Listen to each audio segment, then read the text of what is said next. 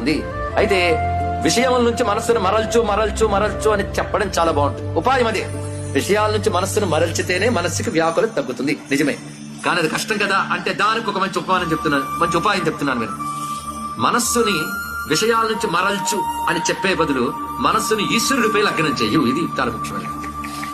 ఎందుకంటే దేనికో దానికి పట్టుకోవడం లక్షణం అయిపోయింది మనస్సు.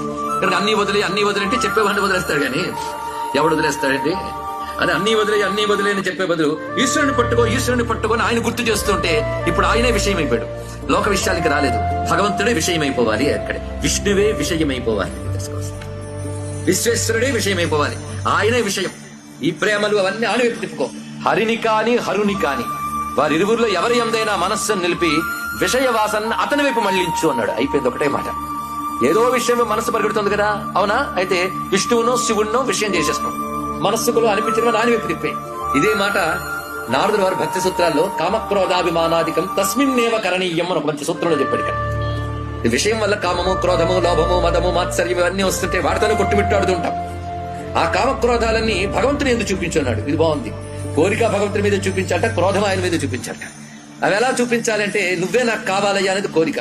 నువ్వు దొరకకపోతే ఉండలేనయ్యా, చూడు ఎప్పటికైనా మాట వింటావని ఆయన దబాయించు, అదే క్రోధం.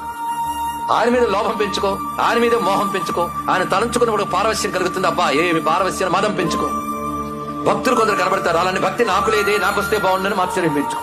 అంటే ఆయన మీద మళ్ళీ కనబడితే కొట్టేస్తానని కాకుండా అలాంటిది నాకుంటే బాగుండు. ఎందుకంటే బాగా సంపన్నుడు కూడా కనబడితే నేను సంపన్నుడు అవ్వాలనుకుంటావా లేదా? నేను వాడంతా వాడు దాని వాడికే కారా, నేను వాడి ఇంటి ముందు నేను నా సొంత కారులో వెళ్ళి పాఠం నేర్పుతానంటామా లేదా? అలాగే ఆ భక్తులను చూసి నేను అంత భక్తుని కావాలనుకోవాలి. మంచిది. ఇక్కడ ఈ అందమైన అసూయలంటే ఇదండి. ఇక్కడ మా జాగ్రత్త అంటారు, ఆ బుగ్గ మీద ముద్దు పెట్టుకోవడానికి ఆ కౌశల్యమ్మ ఎంత తపస్సు చేసిందో అని కౌశల్యం మీద అసూయ పడ్డాడు. ఇలాంటివి బాగానే ఉంటాయి ఇక్కడ. అలాగే కౌశల్యం మీద ద్వేషంతో ఆవిడ మీద తిట్టడం మొదలెట్టలేదు. మొత్తానికి భావాలు పరమాత్మ వైపు ఎలా తిప్పాలి అనేది ఎంత చక్కగా చూపించారు. అది విషయవాసల్ని విష్ణువు వైపు, విశ్వేశ్వరుడి వైపు తిప్పు. ఇదే మోక్షానికి బీజం. ఒకటే ఉపాయం చక్కగా చెప్పాడు. మోక్షానికి బీజం అది.